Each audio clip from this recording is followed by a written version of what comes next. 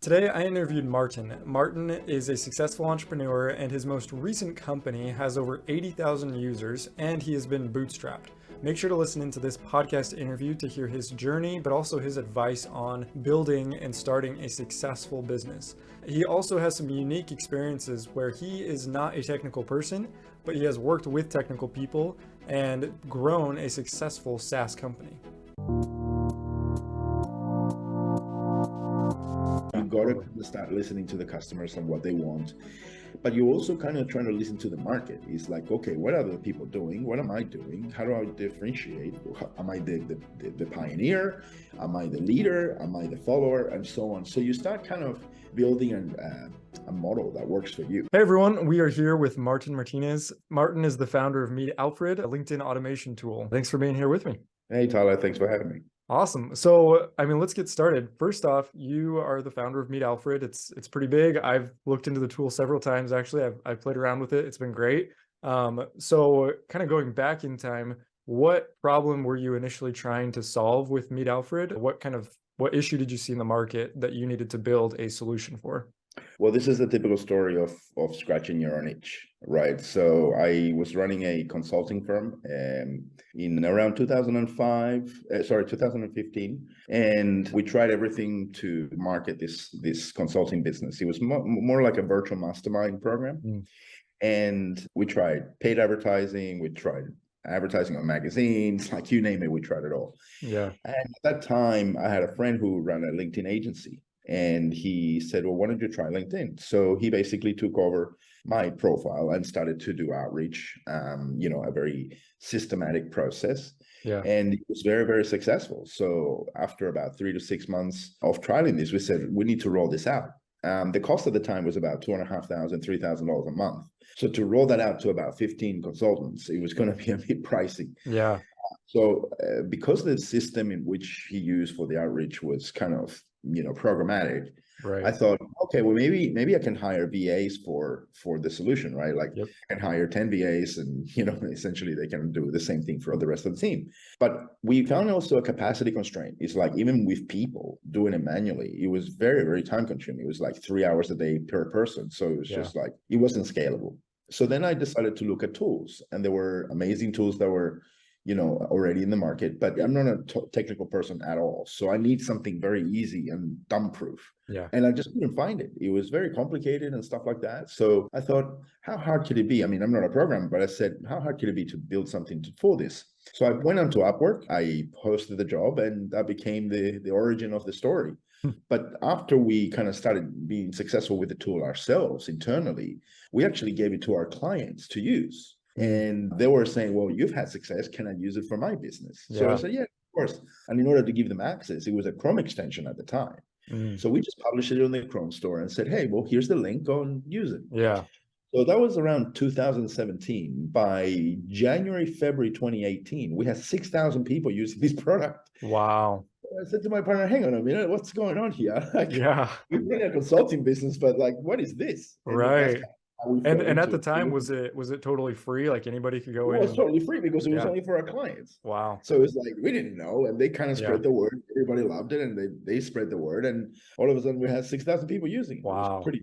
That's awesome. And so, I mean, how much effort did it take to code that up? I mean, you said you just went on Upwork. Was it pretty easy to get that up and running? Look, I have to say that, you need to have a little bit of luck in business. And I did find someone who had just happened to build something very similar for someone else who didn't pay him. Oh, I said, how much is this costing? I said, okay, here's the money. Like, just give it to me. I mean, I wasn't worried about, it wasn't a very expensive, it wasn't as complex as my product is today, by the way. It was very simple. Right, of course. But V1 or version 0.01. Right. That's what it was. And it was quite expensive, but I kind of, was lucky enough that this gentleman out of India had built it for someone else. Yeah. And they didn't pay him, so we took it over. Wow. That's amazing. And like you said, some of it always is a little bit of luck. And I feel like do you feel like you kind of stumbled on product market fit? Like, it wasn't obviously super intentional, right? Yes and no. And I'll tell you why I say that. It definitely lucky that I found this person that had a product that we then improved. But when it comes to the thing that I brought to the table. It was not technical skills at all. Like, I can barely use my iPhone. It's more that I am a user and I needed to be dumb proof for me. So then I created a product that was suitable for me. Right. And when you're creating a product that is user friendly, it becomes much easier to use and the adoptability is much faster. So that's essentially how we think, or how I think that yes, we had the stroke of luck, but we also created a product that was so simple, so easy to use in every way, that it became, a second nature for, people to kind of take it on and straight away be successful with it. So I think that had to take a huge part of it. Yeah, of course. And then, I mean, that's kind of the benefit, right? That you were able to build something so intuitive because kind of your lack of technical knowledge. What challenges did you face with that? Like, was it difficult to communicate those things to a more technical person? Yes and no. I mean, one of the other things that I credit myself is that I have a bit of EQ, and not necessarily IQ, but I have, I have an ethnic background, Indians.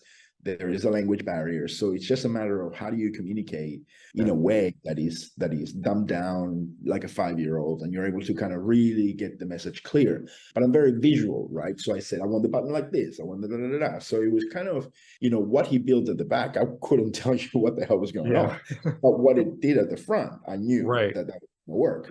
So it was kind of one of those things that you kind of have to be a little bit empathetic with people. You have to understand that, they're trying to do their best, and, like a typical non-developer, I want things done yesterday, but they take some time. So you live through it. But I think the difference was really that I didn't need it as a business, for one. So I wasn't rushing to put a product out. So that was a benefit.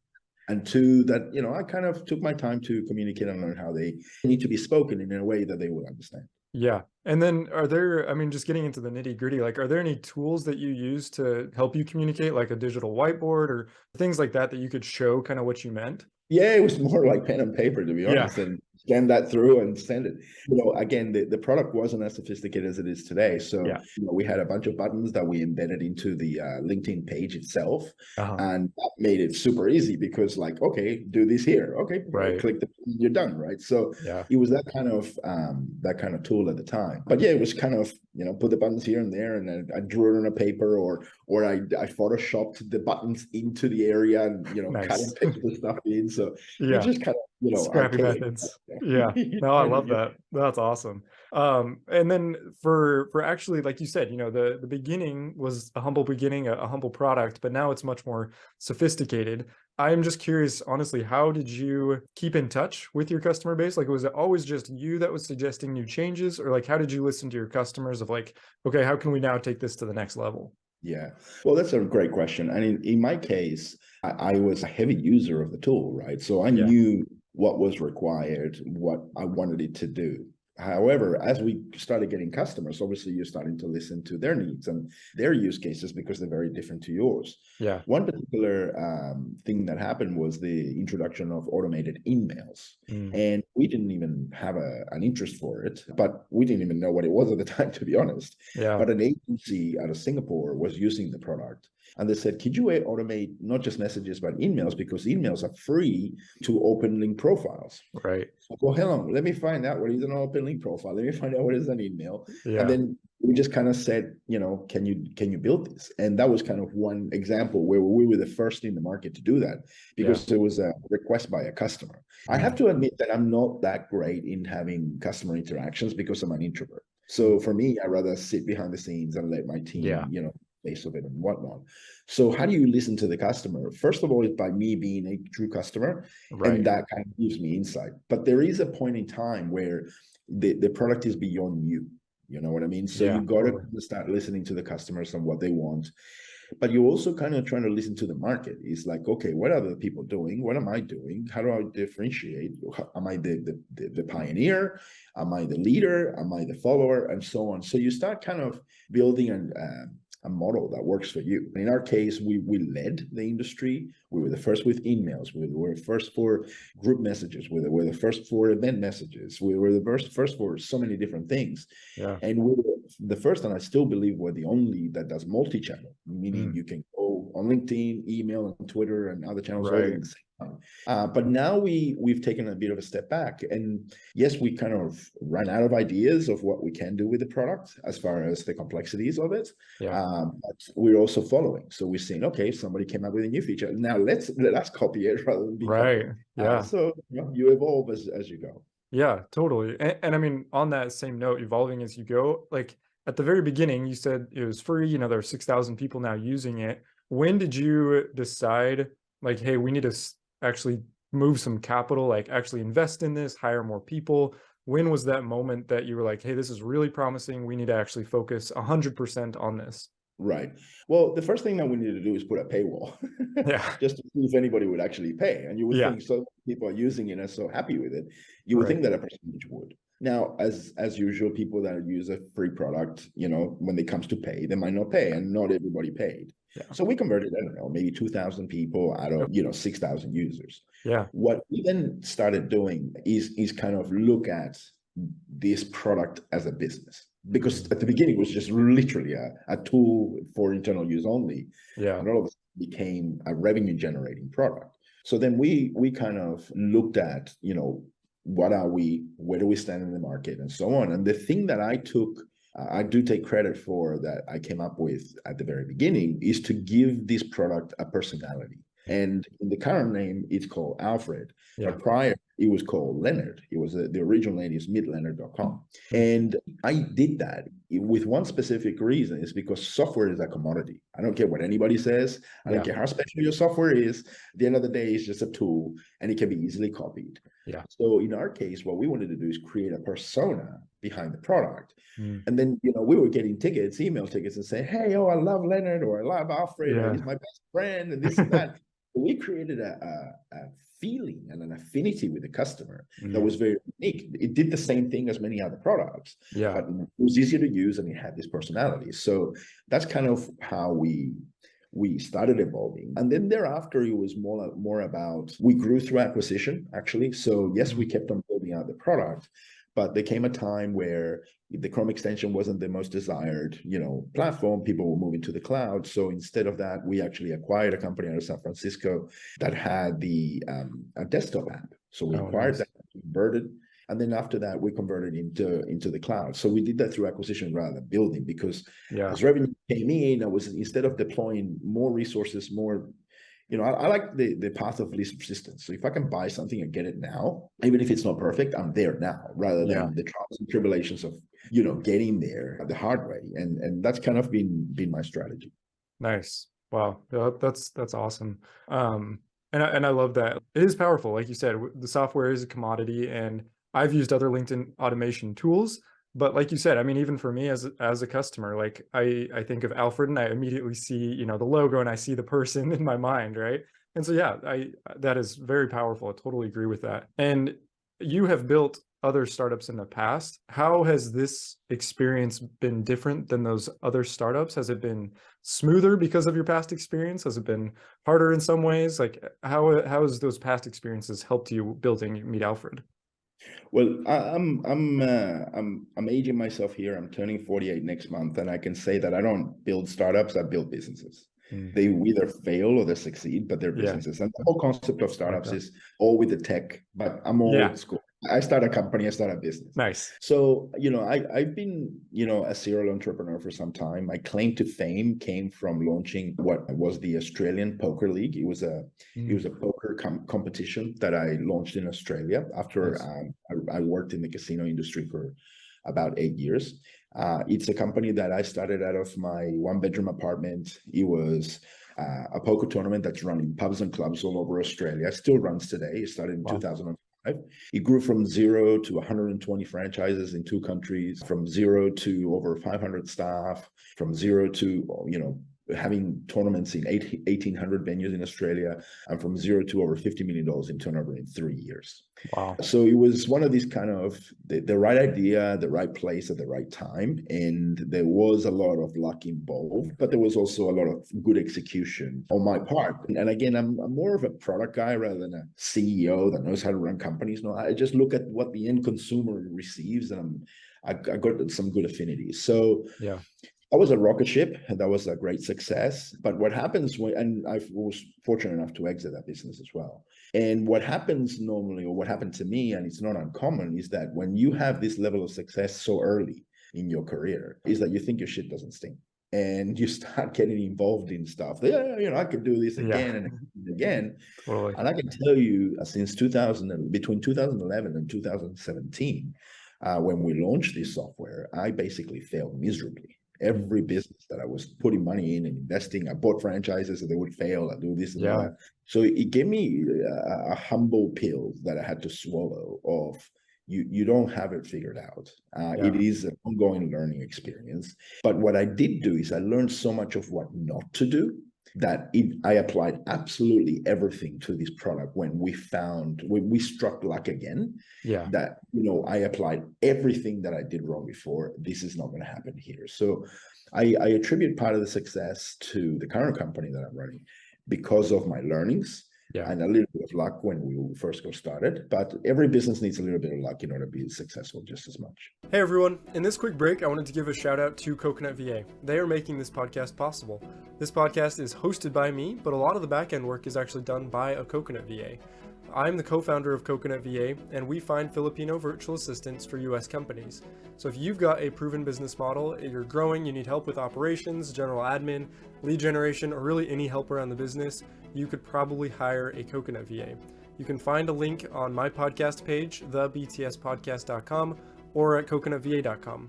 My podcast is a great example of how a Coconut VA could help you. I've done the work to systematize my podcast, systematize the production process, and now I can bring in a Coconut VA to actually execute that process. If you're ready to delegate tasks, you're ready to hire a Coconut VA. Totally. And then, are there any, obviously, you need to go through that experience to some degree, but are there any kind of palpable lessons that you would give to somebody else? Like, hey, maybe they've had a success, or maybe they haven't had any successes. How do they know when to go in all in on something, and when it's just like a shiny object that okay, you need to say no to that, focus on what you're currently at? Yeah, it's been interesting because there was this, I come from Australia, and one of the sayings that somebody told me when the consulting business was going okay, but it wasn't taking off. And they said, when are you going to take this dog and shoot it in the back? And that stuck with me, saying, well, I'm either going to prove a point here or I'm going to shoot it in the back. So what I've come to learn with these things in business is this: it's all about eyeballs. Okay. I don't call it marketing. I don't call it anything. I don't call it awareness. I don't call it anything. To me, it's literally eyeballs. And the fortunate thing that happened to me in the poker company is that I had a franchise network, and the franchisees were putting posters and flyers in all of the pubs and clubs around Australia. That became the marketing. That became the eyeballs that we were getting. And I learned that from that point forward, I didn't really learn how to do marketing and how to get eyeballs. I knew how to create a great product, but I didn't learn the lesson of how do I get eyeballs. It was my franchisees that did that. So that's part of the reason why I failed in so many other ventures thereafter, is because I couldn't get eyeballs. Interesting. So what I'm trying to say with that is that you probably will find that not the best product is actually the one you buy. You normally buy the one that gets the most eyeballs, whether it's through marketing or through influencers or through this or through that. Whatever the way that you can get the eyeballs in there is the way you're going to be successful. Because if you have the best product in the world and nobody knows about it, it's going to fail. Simple. So it doesn't always come to the quality of the product, but really the eyeballs that you can get. And if you can focus on a way of getting eyeballs, even before you start, you're going to have a way of getting somebody to pay you something. And yes, then you have product market fit and all these other things. But product market fit can only happen if somebody went through your door. For that. Right. Well, and then that's an interesting point is, in your future ventures, are you tempted now to look at, hey, this company already has a lot of eyeballs, let me just buy that company and then improve it? Or do you like building kind of from ground up? Well, look, once you're an entrepreneur, it's very hard to stomach buying something that somebody else values, right? And everybody that owns anything always overvalues Yeah. what they have. I think it's worth this, you think it's worth that, and then Right. we have to see what we meet in the middle. My strategy right now, and part of the reason why I just recently moved to Dubai, is because we want to build a portfolio of software companies. And the key for me to do it as a non-technical founder has been the fortunate or smart approach of outsourcing everything in my business. Yeah. And that includes development. So now, although I have still a technical team in-house, which is essentially my CTO team, they actually manage an external development company. Gotcha. And they have world-class developers, resources, training, support, everything. So I know that me as a non-technical founder, if my main developers get hit by a bus, touch wood, it doesn't happen, the business is not going to fail now because we have this insurance policy by working with an external development company. And I've done that for development, I've done that for marketing, I've done that for support and everything else. And some of it is internal and most of it is external. So for me now, the approach is, we are looking at building 2 other products this year, relatively in the same space that we're in. And next year, we're looking to start acquiring, using the profits of these combined entities into acquiring rather than building. And we think we got a model of which not only to find these companies, but to also actually take them over without the need of a technical team. We don't have to acqui-hire. We can just take over the tech and run it. And that's what normally happens when you're actually buying something relatively small. It's 1 or 2 developers working together. They made it to like, I don't know, 50 grand a month or whatever. And then they want to exit. Okay, well, I don't need to buy your technical team. I just need the tech. Can my technical team take it over? Great. We'll acquire it and then we'll roll it from there. Wow. I love that. Well, and then, I mean, going back to somewhat of your beginning with that first guy on Upwork, obviously it's probably changed for you now, but what advice do you have on finding somebody that is going to work well? Because you are not technical. So how do you vet somebody that is technical, knowing that they are going to be a good fit? Well, I'll tell you, I tell you that the agency that we partnered with came from Upwork. So, we haven't let go of the old ways of doing things. But let me tell you what happened. At the beginning of 2022, we had 5 full-time developers. We let go of one. It wasn't working out. Another one left. And then soon after, another one left. That went from 5 developers to 2. Wow. So what happened? What I was trying to do is trying to hire more people to replace. But because the timing was just like everybody left in a very short period of time, what we found myself is, one, I'm not a technical founder. So how can I interview for someone that, has technical skills? I can't test them. I can't do nothing. And I can't rely on my developers because now they're overwhelmed. They're doing the work of 5 people. And they're not recruiters either, and neither am I. So we kind of struggled with that for a couple of months. And then we said, look, we've had success outsourcing marketing. Would it work with development? And instead of putting all our eggs into hiring more people, and especially when our product grew by acquisition, meaning that it was a bit of a Frankenstein with a lot of different tech stacks that got put together, we were struggling with finding people that were multi-stack or, like qualified. So I went through the process of saying, heck it, let's just give it a go, try to find an agency. So I put a project on Upwork. I put a decent enough budget so people didn't think it was a joke. I went through a very specific process, and the process was, we had over 100 applicants, by the way. So we specifically asked for an agency that did this, and this. And then what I did is I called that 100 plus to 30, and then I called that to another 20, and then so on and so forth. But I did all of the non-technical conversations. So it was all business. This is what do you offer? Can we work together? Right. Once I narrowed it down to about 5, that's when I gave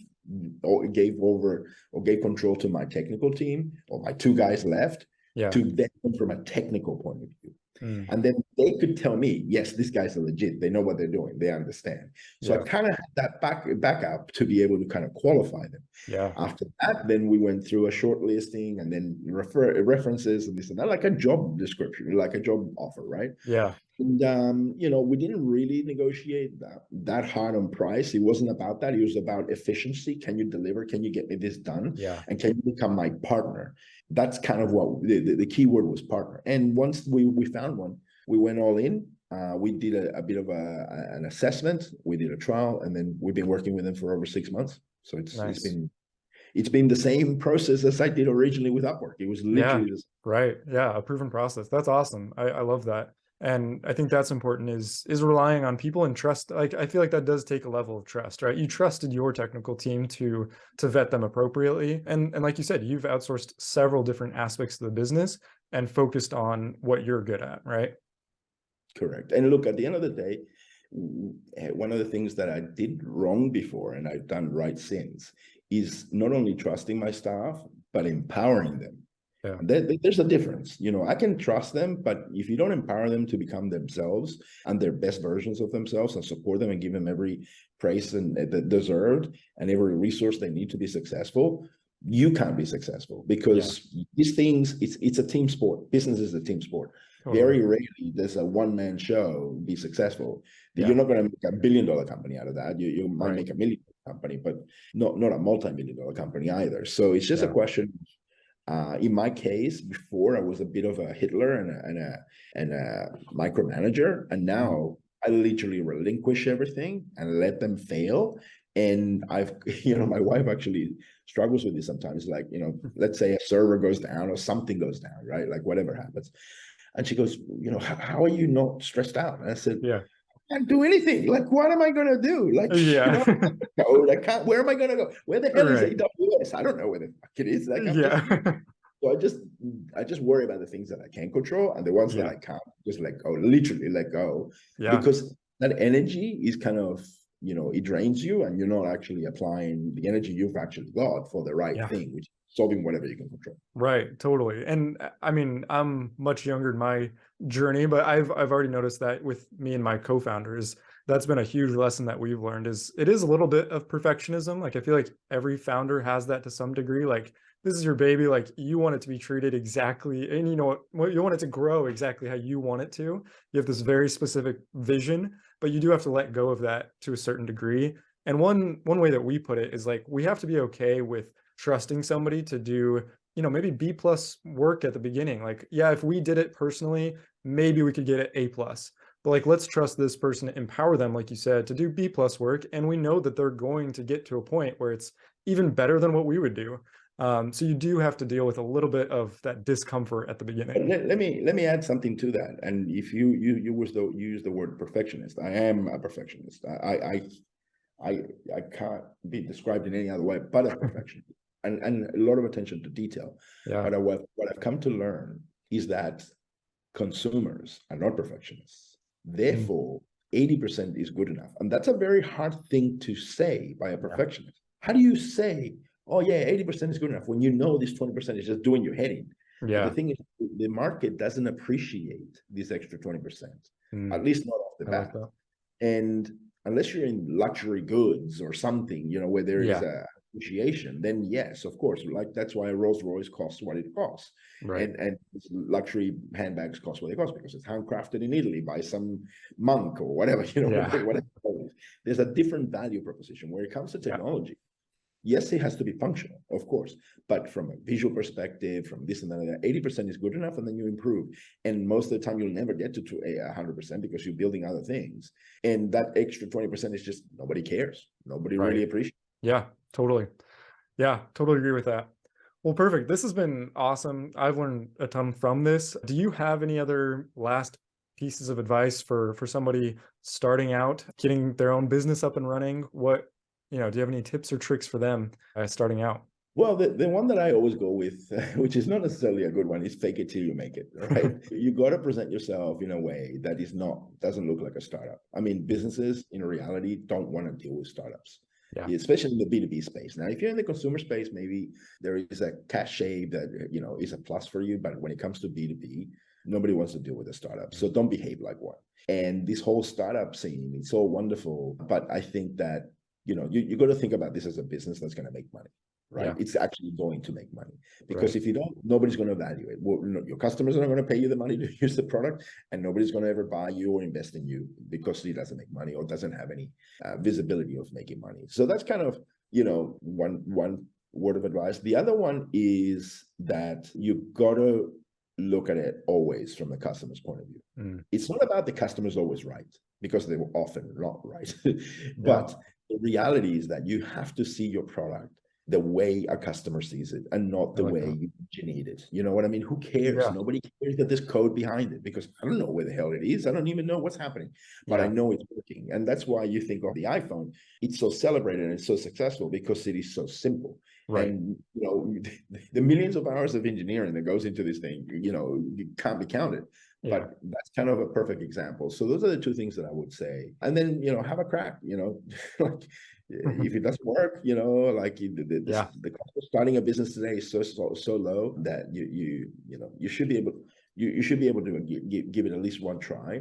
And one last thing that I don't think gets mentioned very often, and we've experienced it quite a bit. We get hit all the time by venture capitalists. You know, oh, let me invest in you and this and that. And to be honest, my opinion, and I'm probably going to get shot for this, is that capitalists are the new form of slave labor.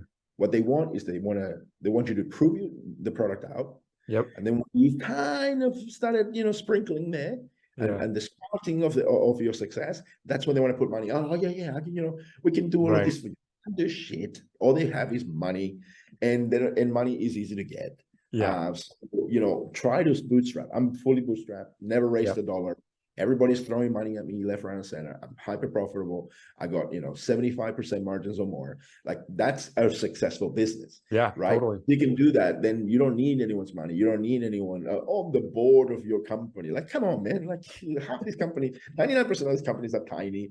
What do you need a board of directors and all that kind of stuff? So we'll throw that in there. Yeah, I love that. And you've hit a sympathetic audience, because I'm definitely on that camp of not getting funding. We've had some, you know, opportunities to do that, but we are so grateful that we didn't, because like you said, you just now have bosses, and like just very, very demanding bosses that demand a return. It defeats the purpose of being an entrepreneur. Like, the definition of entrepreneur has two things. One is that we're problem solvers, and two is that we're completely unemployable. We can't work for somebody else. So if you can't work for somebody else, if they got money invested, you're working for them, period. Like, there's no two ways about it. I don't care what percentage they have. You know, even the smallest of percentages, you still have to hear and listen to them. Whereas if you and your co-founder or your team or whatever, you can make decisions, you can screw up, you can be successful, you can do it all on your own. And people don't give themselves a chance. Like, they're saying, I need money. Well, what you need is customers. That's the money. You don't need someone else's money to ride along. So, but anyway. Totally. I agree. Yeah, we could have a whole episode on that. I think I will have an episode on that in the future. Well, perfect. Thank you so much, Martin. Really appreciate you being on today. And look forward to sharing your knowledge with everybody. No problems, mate. Thanks for having me. Of course. Thank you for listening to Behind the Startup. If you like the show, make sure to follow the podcast and leave a review.